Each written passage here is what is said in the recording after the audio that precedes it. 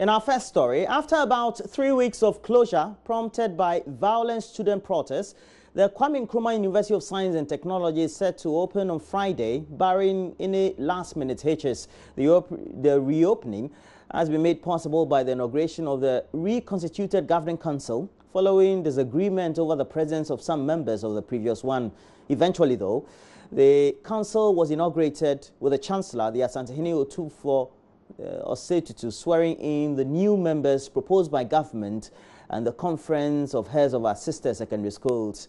The Asantehene expressed his displeasure with the circumstances leading to the disturbances.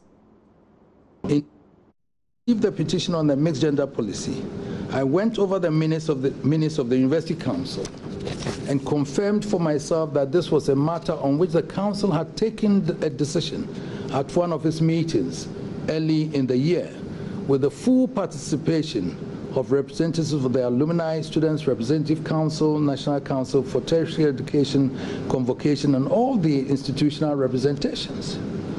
It raises serious questions about how a decision taken by all these representatives could still ignite such fury from a section of the alumni and a section of the students with the calamitous consequences we now face.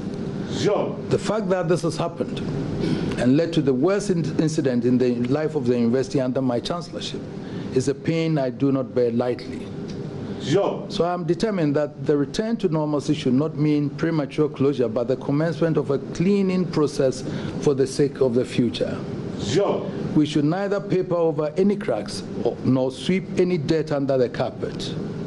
Accordingly, a full and transparent inquiry must be set up into all the circumstances leading to the day of horrors.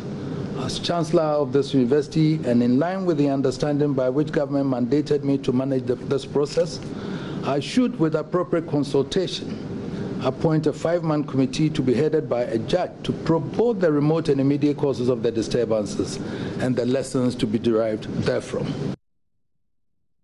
Subsequently, the Asantehene also called for cordial relationship to exist between management and students of the university.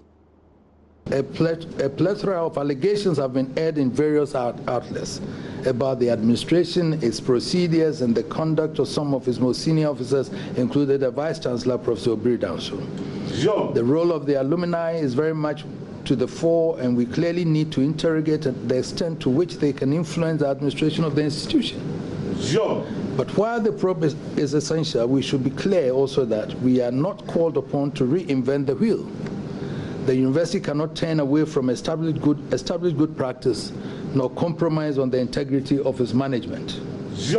Nothing should be done to hamstring the council from discharging their duty to develop the policies for the running of the university in accordance with its statutes, nor encourage students to feel they have the right to defy authority or cherry-pick rules they choose to obey. Yes, a university is nothing if not a hotbed of free expression, and the penchant for rigorous debate must be one of the intrinsic values we inculcate in our students. But defiance and disorder cannot and can never be part of those values, and it should be abundantly clear that neither students nor alumni nor any group within the university shall be allowed to dictate or conduct itself in a manner that undermines the integrity of management. Academic freedom is one of the pillars upon which the true democracy thrives. It is as critical as the freedom of the press and the rule of law. And just as we want our course to function with integrity, so we should protect the integrity of the system of higher education within our democratic environment. While we await the probe, which will throw the light on what may have gone wrong in the immediate past, I hope the Constituted Council and management will work together to ensure the smooth and swift return to normalcy with all deliberate speed. Meanwhile, the university authorities on their part also say they are happy the impasse is over. Here is University Relations Officer Kwame Yamwa. I'm sure you witnessed what happened. Good sense has prevailed, and we are very happy that it has come this way. We thank the government of Ghana for listening to all the stakeholders, and also thank the Chancellor also for taking the steps to ensure that we have what we had this afternoon. In all, I'll say we are very happy as an institution. Academic work is going to begin. The students are supposed to return on Friday for academic work to begin on Monday. So in all, I think it's a very good event. It's welcome.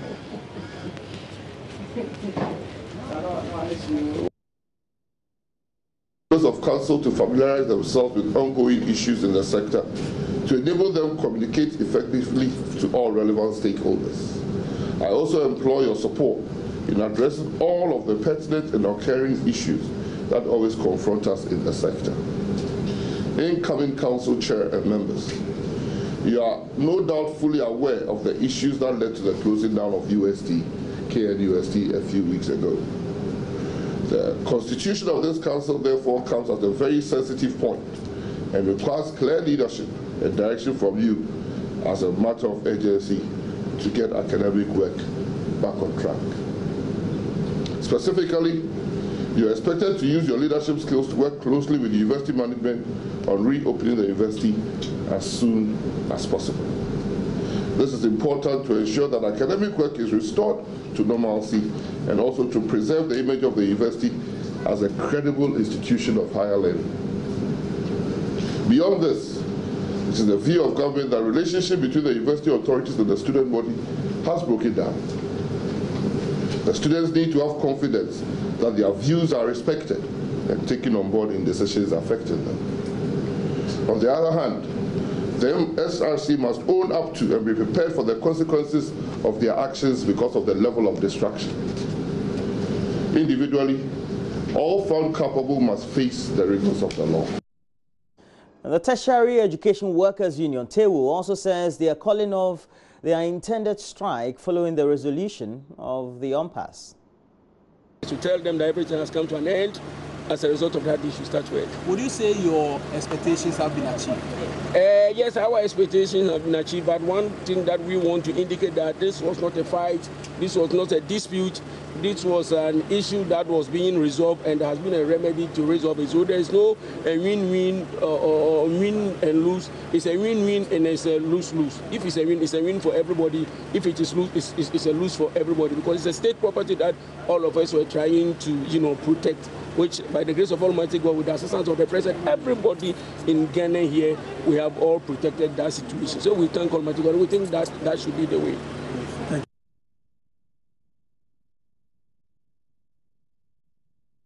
Now, some initial work has commenced on the footbridges along the Medina-Adenta Highway, which was the scene of a major riot last week over the frequent knockdowns of pedestrians. Now, government, after the residents' protest, promised work will begin this week. And JoyNews' Gifty Ando Apia reports residents, after the long, costly wait, are beginning to express optimism that the footbridges will soon become available for use. This, which looks like a cornerstone with the inscription GHA MP 1812, is the evidence that the contractors have been here, as the residents tell me. Yes, I say, the cars will be a packet V8 minute a packet big contractors for the bar. Say, I know, on the year, and for the I do almost say about next week going. Next week, I started.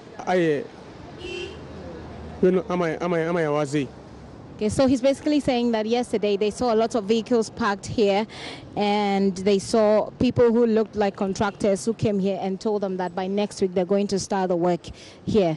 No,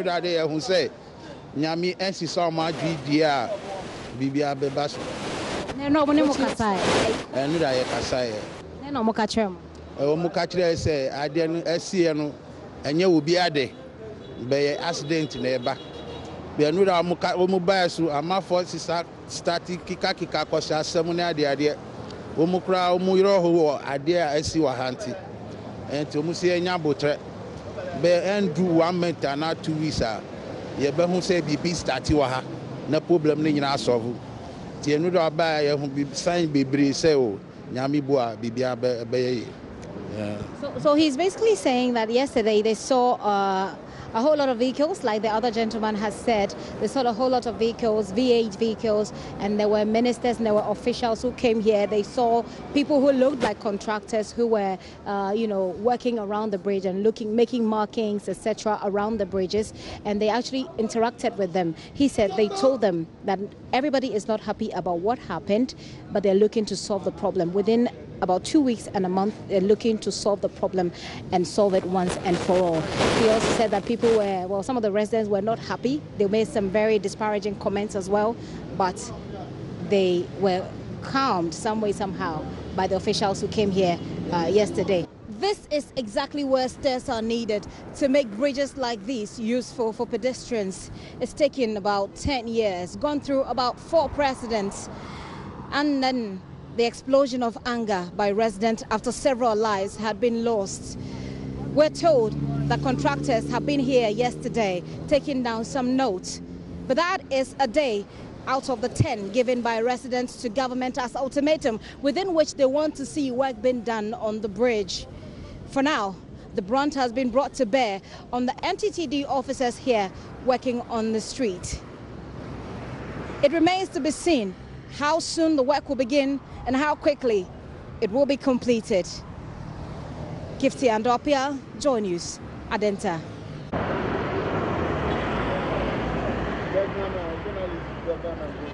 Ten drafts players will represent Ghana in the World Draft Competition that will take place next month in Georgia. They will look forward to clinching the ultimate prize as the country prepares to host a sub-regional contest in 2020. Love FM's Kwesidabra stands through the qualifying contest at Asokwa in Kumasi and brings us how well the players were good at the game. The national contest drew competitors from Ashanti, Bunahafo, Greater Accra and Western regions, each represented by 4 players. It was the first competition after the launch of a new draft contest last August. The Ghana Draft Federation wants government to pay attention to the lesser-known sports to address youth unemployment. Nana Obia Free is president.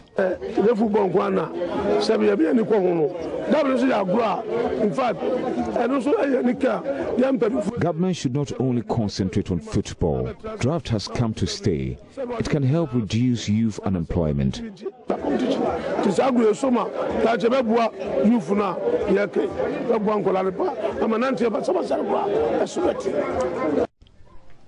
Winners are hopeful the team would make Ghana proud. First time I call Malawi, I had done 2 years. I done to be da. Confidence When we went to Malawi for the first time, it was a new experience, but we managed to win something for Ghana. So we are confident of bringing the cup. Reporting for JoyNews, Kwesidabra. Don't worry, it's called dummy. We wish them the very best of luck. We hope they bring back the gold, right? Yes. All right. So in America, they call it checkers. Checkers. Drafts. Checkers. All the same game, same rules. It would be Anyway, so we have many things. We're discussing the economy this morning. We're looking at how families can also care for their own as we mark World Diabetes Day. And we'll have some great discussions around it. Please stay with us.